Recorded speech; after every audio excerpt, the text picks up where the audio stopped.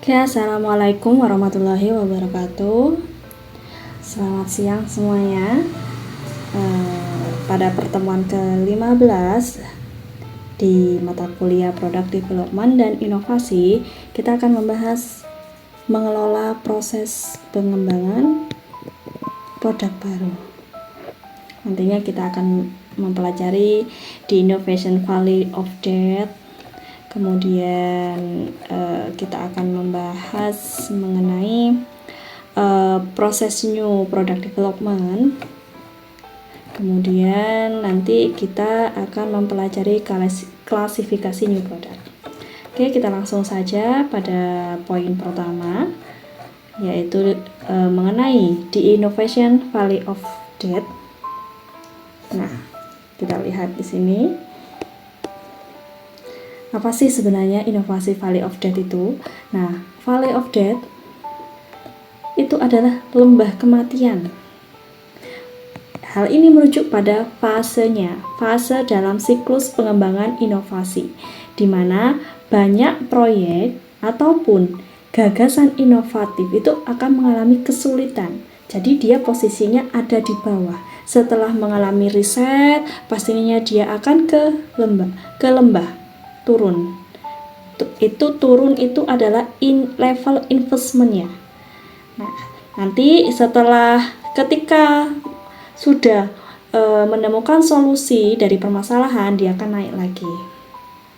Nah, itu dinamakan inovasi Valley of Death. Nah, di sini dia akan menghadapi kesulitan untuk berkembang menjadi produk ataupun layanan yang dapat dipasarkan. Nah, jadi posisinya itu dia ketika dia pada fase pertama adalah basic technological research. Dia posisi di sini, kemudian dia ada konsep, nanti konsep riset. Nah, posisinya dia akan turun begini. Nah, ketika dia menghadapi kesulitan, pasti dia akan turun investment levelnya. Tapi nanti kalau sudah dia mengatasi kesulitan, dia akan investmentnya akan naik. Yang dinamakan Valley of Death-nya itu pastinya ada di sini.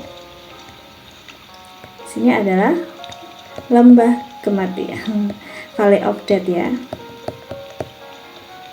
Nah, seperti itu. Nah, di sini ada, ini dia. Di sini itu adalah level investment-nya. Dan di sini dia adalah activity-nya. Untuk minimum investment levelnya, dia berada di posisi ini. Yang dinamakan Valley, dia ada di bawah minimum investment level survive. Nah, di sini dia berada di sini. Ketika dia mengalami kesulitan. Kita akan membahas satu-satu. Yang pertama itu adalah basic technological research. Yang tahap awal ini, basic ini, dia ini melibatkan penelitian dasar, mengembangkan teknologi yang baru, atau memahami prinsip-prinsip dasarnya dulu. Nah, prinsip-prinsip dasar dari inovasi tersebut. Nah, level investasinya ini akan tinggi. Dia paling tinggi di sini. Karena apa? Karena dia melibatkan masih penelitian dan pengembangan teknologi dasarnya. Kemudian pada activity kedua itu ada konsep riset. Konsep riset ini ide dan penemuan dari penelitian.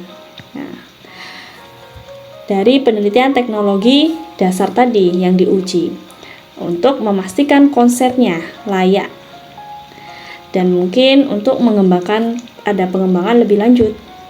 Nah, untuk investasinya bagaimana? Dia terkategori investasi menengah. Dia akan mengalami turun sedikit. Karena apa? Karena ide-ide yang tidak memadai itu dia dieliminasi. Sementara konsep-konsep yang sudah menjanjikan ini akan memerlukan lebih banyak investasi. Jadi dia posisinya investasinya menengah. Nah, di sini ya, turun sedikit. Barulah di problem, permasalahan dan juga solusi fit. Nah, problem atau solution fit. Kalau tidak ada solusi, pastinya dia ada tetap di sini. Nah, permasalahannya di sini. Kalau ada solusi, dia akan naik. Nah, fase ini itu menimbulkan apa tadi? Identifikasi. Apakah solusi yang diajukan dalam memecahkan permasalahan itu baik, dan apakah ada permintaan pasar. Nah, itu adalah beberapa salah satu solusi. Dan kemudian untuk investasinya, nanti kalau ada solution fit, investasinya akan meningkat.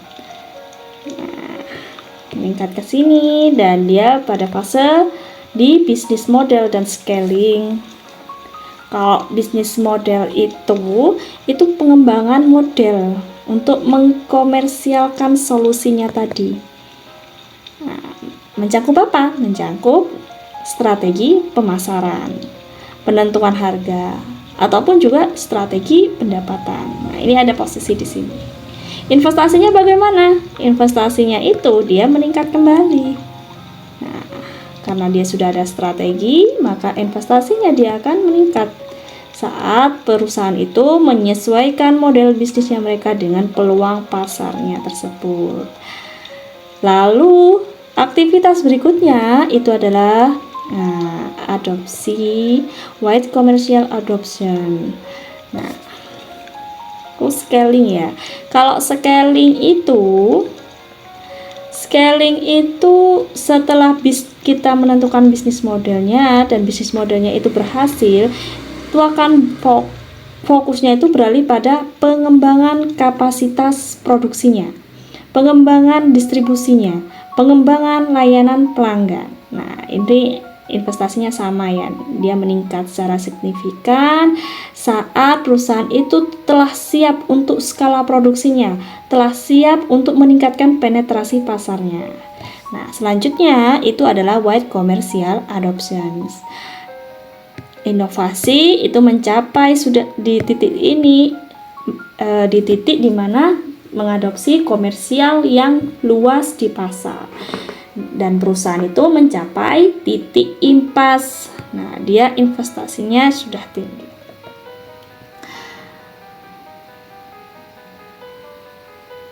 Nah, itu adalah innovation validate. Nah, ini ada di posisi ini validate-nya ya. Dia ada di bawah minimum investment level survive.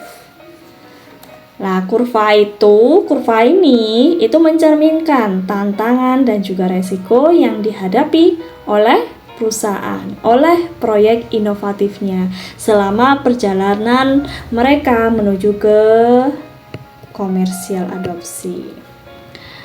Setiap tahapan, tingkat investasinya dan resikonya itu bisa bervariasi, dan keberhasilan melalui dari lembah kematian atau innovation valley of death itu memerlukan manajemen yang cermat, manajemen yang adaptabilitas, dan pastinya dukungan finansial yang memadai. Nah, oke, kita lanjut.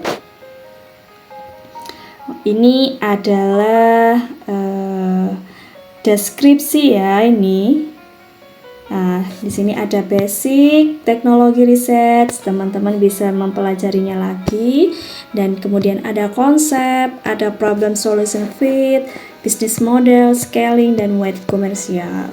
Dan kemudian di sini ada aktivitas, the key activities that need to be managed.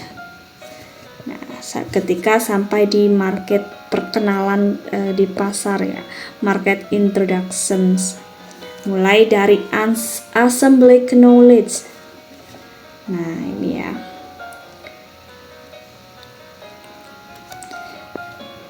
Ini adalah hubungan antara kegiatan-kegiatan dalam new product development, dalam pengembangan produk baru.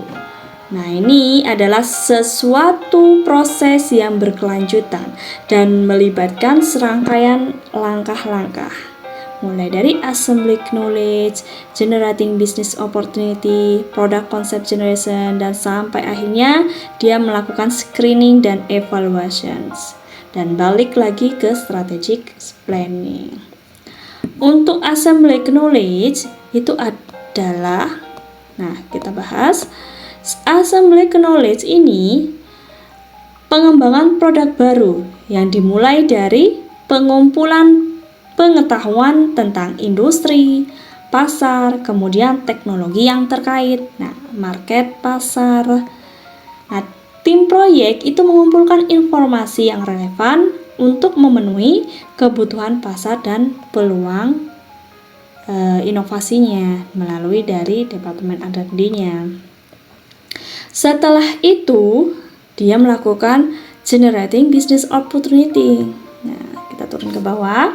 Nah, itu berdasarkan pengetahuan yang terkumpul dan tim mencari peluang bisnis yang sesuai dengan market research tadi, itu akan mengevaluasi tren industrinya, kebutuhan pelanggannya, maupun juga potensi profitabilitasnya. Nah, itu di generating business opportunity. Setelah generating business opportunity, barulah dia ke product concept generations. Nah, di mana ide-ide konsep produk itu dihasilkan berdasarkan peluang bisnis yang telah diidentifikasi sebelumnya. Tim tadi itu yang melakukan market research itu menciptakan konsep-konsep produk awal yang dapat memenuhi kebutuhan pasar dan bisa memberikan keunggulan yang kompetitif. Setelah konsepnya ada, barulah ke development of product prototype. Development of product prototype ini itu konsep produk yang telah dikembangkan, dipilih dan dikembangkan tadi itu menjadi sebuah prototipe fisiknya atau model yang dapat diuji. Nah, melibatkan apa? Melibatkan desain yang detail, rekayasanya, produksi prototipe. Nah, tujuannya untuk menguji fungsionalitasnya, kelayakan teknisnya, itu ada di tahap development of product prototypes. Setelah pengembangan produk dalam prototipe itu ke market and technical testing. Nah, prototipe produk yang telah diuji secara menyeluruh baik dari segi pasarnya, nah maupun tekniknya. Nah, itu diuji. Uji pasar itu melibatkan presentasi produk kepada target pelanggannya untuk mendapatkan sebuah umpan balik. Kemudian sedangkan uji tekniknya itu menilai kinerja dan keandalan produknya. Nah, di sini kemudian market introductions. Jika uji pasar dan tekniknya itu berhasil, nah uji pasar itu apa tadi?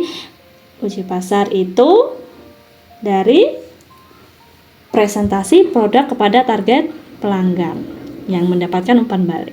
Tekniknya apa? Menilai dari kinerjanya atau keandalan. Terus kemudian kalau jika uji pasar dan tekniknya itu sama-sama berhasil, kita akan produk tersebut diperkenalkan ke pasar lebih luas.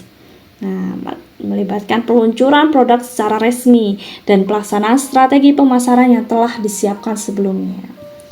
Biasanya kalau perusahaan itu mau melaunchingkan produk baru, dia lakukan testing terlebih dahulu ke target yang lebih kecil dulu, barulah nanti kalau sudah berhasil dari teknik sama uji pasarnya, dia melaunchingkan secara resmi dan dia bisa memperkenalkan ke masyarakat yang lebih luas. Tuh. Nah, kemudian ada screening. Nah, setelah diperkenalkan, dia tetap melakukan evaluasi. Screening and evaluation is not a one-off activity. It's a continual process and takes place at every stage. Nah, di sini maksudnya continual proses ya. Proses penilaian dan penyaringan itu tidak berhenti.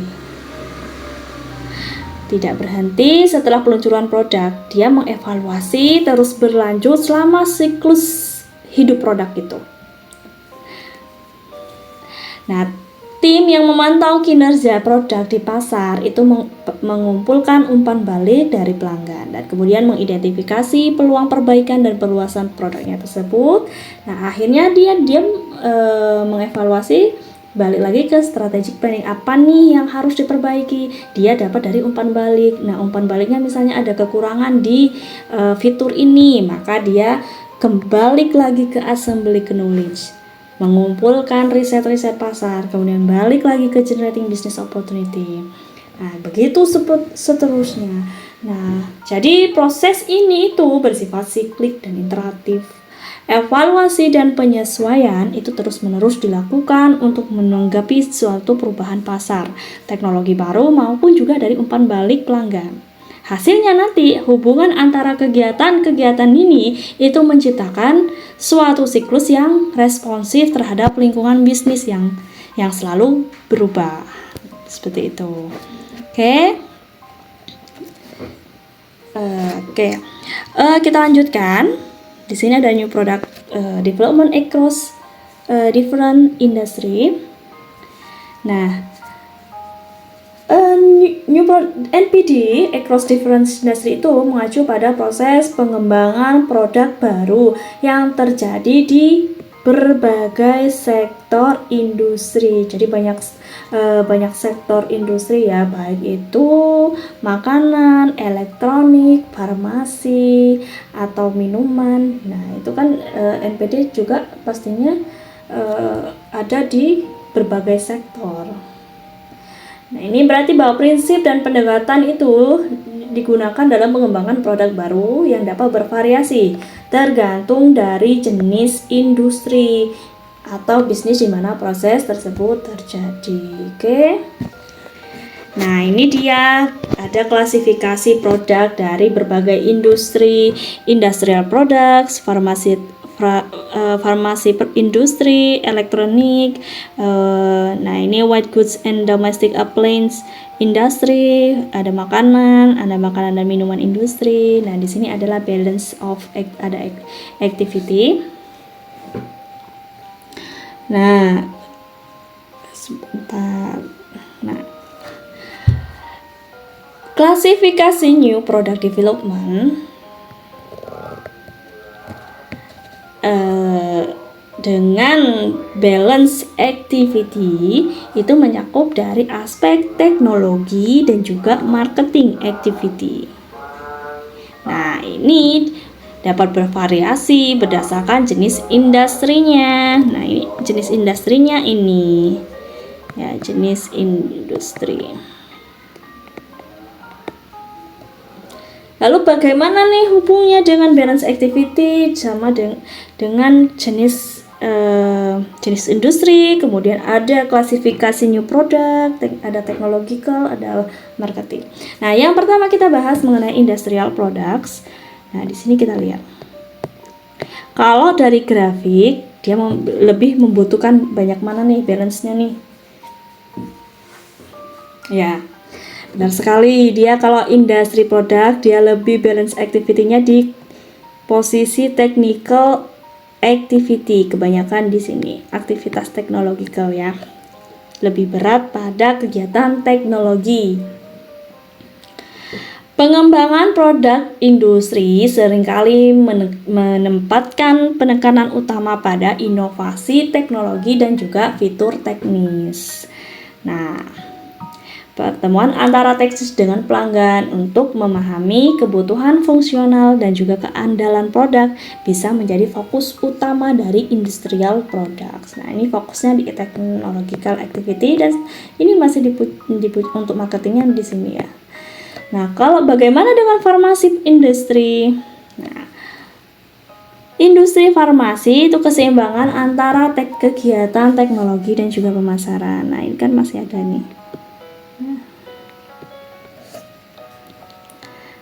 Industri farmasi itu mengharuskan keseimbangan yang baik antara penelitian, pengembangan produk atau yang di dalamnya teknologi itu dengan pemahaman pasar, pemasaran, dan persyaratan regulasinya. Keberhasilan produk farmasi itu juga tergantung pada kemampuan pemasarannya untuk mendukung produk di pasar yang yang sangat diatur. Kemudian selanjutnya electronics industry. Nah, electronic industry dia juga berfokus keseimbangannya di sini ya. Dia technological activity dan juga marketing. Ini sama juga ya. Makanan lebih ke marketing, dan ini teknologinya juga ada tapi tidak menitik beratkan pada di sini di marketingnya untuk makanan. Food, apalagi food and drinks industry, dia lebih menekankan pada marketing activity-nya dibanding teknologikalnya. Nah, oke, kita lanjut. Jadi keseimbangan antara kegiatan teknologi dan pemasaran ini bisa bervariasi tergantung dari jenis industrinya, spesifikitasnya industri dan strategi perusahaannya.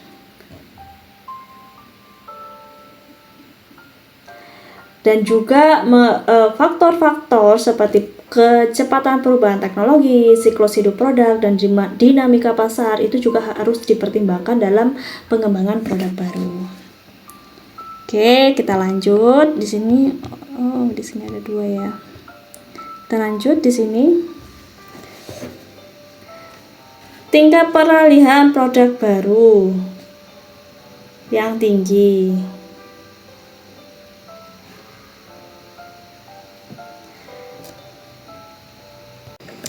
Oke, tingkat peralihan produk baru yang tinggi. Ada beberapa alasan produk baru itu dinyatakan fail, dikatakan gagal. Apa alasannya? Yang pertama itu adalah produk tidak menawarkan sesuatu yang baru atau tidak ada peningkatan kinerja. Maksudnya gimana? Tidak adanya inovasi yang dapat membuat produk itu bisa kurang menarik bagi konsumen yang mencari fitur baru. Yang konsumen butuhkan itu mencari fitur baru atau peningkatan kinerjanya. Lalu bagaimana untuk produk baru itu bisa tinggi? Ya harus bisa membuat sesuatu inovasi yang bisa menarik konsumen dengan menambah fitur, menambah peningkatan kinerja.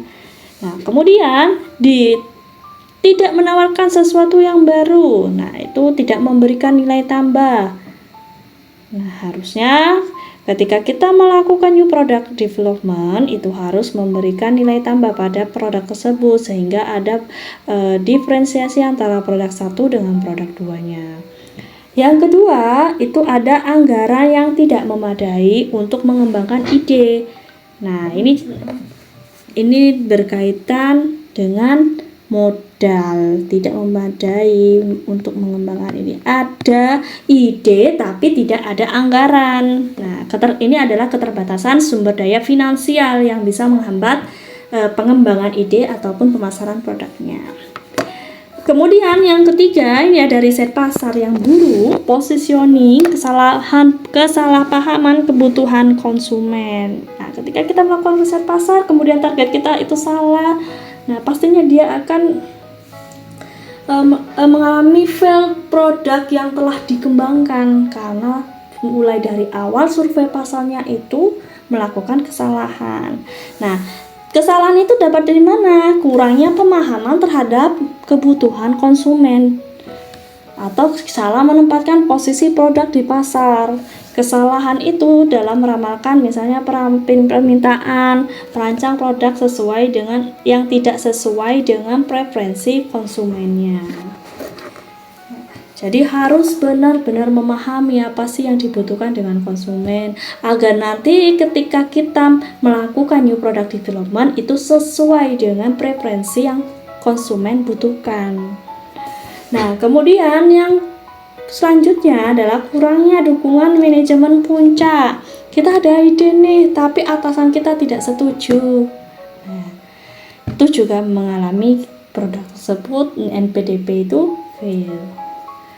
Ketidaksetujuan atau kurangnya dukungan dari level manajemen tinggi itu bisa menghambat pengembangan pemasaran maupun juga penjualan produk.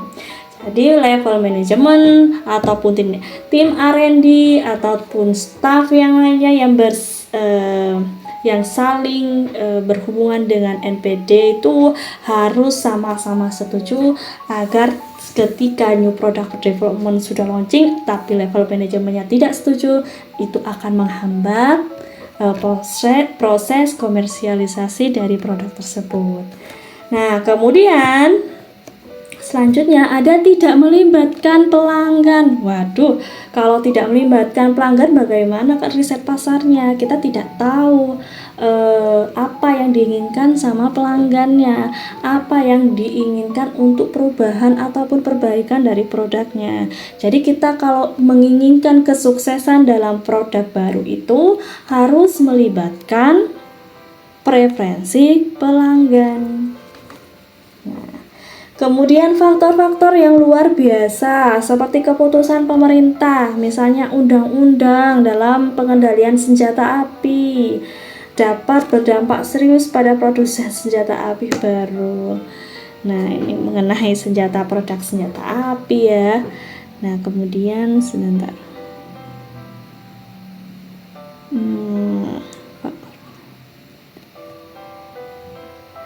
Oke, selanjutnya mengenai pasar yang terlalu kecil karena kesalahan perkiraan permintaan yang tidak mencukupi. Jadi kalau mengambil data itu ya harus dimaksimalkan dalam survei pasarnya, market research-nya. Kesalahan dalam perkiraan penjualan maupun ukuran pasar yang terlalu kecil itu bisa menyebabkan kurangnya pangsa pasar dan juga pendapatan yang tidak mencukupi. Oke. Selanjutnya, tidak sesuai dengan kemampuan perusahaan. Perusahaan tidak mempunyai pengalaman yang memadai mengenai teknologi atau pasar. Ketidaksesuaian antara kemampuan perusahaan baik dari teknologi maupun pengalaman pasar dengan karakteristik produk yang dikembangkan. Nah, itu akan menghambat new product development-nya. Kemudian ada dukungan saluran yang tidak memadai, keterbatasan distribusinya, kurangnya akses ke saluran penjualan, juga bisa membatasi jangkauan produk itu. New product development. Selanjutnya, respon persaingan kuat dan pesaing mampu bisa bergerak cepat menghadapi tantangan. Respon persaingan kuat ya, ini bisa mengakibatkan sulitnya memperoleh pangsa pasar dan bisa meningkatkan tekanan untuk bisa beradaptasi dengan cepat terhadap perubahan pasar. Yang kemudian ada masalah internal organisasi mengenai komunikasi yang buruk maupun konflik internal, itu bisa menghambat pengambilan keputusan dan juga eksekusi yang kurang efektif ya. Dan ada di sini ada pengembalian investasi yang buruk, memaksa perusahaan untuk meninggalkan proyek. Waduh, juga sudah ada proyek tapi meninggalkan proyek ya. Jika proyek tidak memberikan pengembalian investasi yang diharapkan, perusahaan mungkin terpaksa akan meninggalkan proyek tersebut. Jadi seperti itu ya mungkin ya. Nah, kemudian yang terakhir di sini adalah perubahan selera. Ini adalah faktor dari pelanggannya sendiri ya. Perubahan selera fashion yang tidak terduga dari konsumen. Nah, perubahan yang mendadak dalam selera ataupun tren konsumen yang tidak diprediksi itu bisa membuat produk tidak relevan di pasar. Begitu ya, itu alasan ada beberapa produk baru yang gagal. Jadi kita bisa tarik kesimpulan bahwasanya kita harus melibatkan pelanggan dan kemudian juga ada koordinasi dari semua departemen ataupun struktur organisasinya yang berhubungan dengan new product development itu. Oke. Mungkin materi yang ke-15 cukup sampai di sini. Apabila ada hal yang perlu didiskusikan atau ada hal yang masih belum paham terkait materi maupun hal yang lainnya, teman-teman bisa komentar ataupun juga di kolom chat grup WA. Terima kasih atas perhatiannya. Wassalamualaikum warahmatullahi wabarakatuh.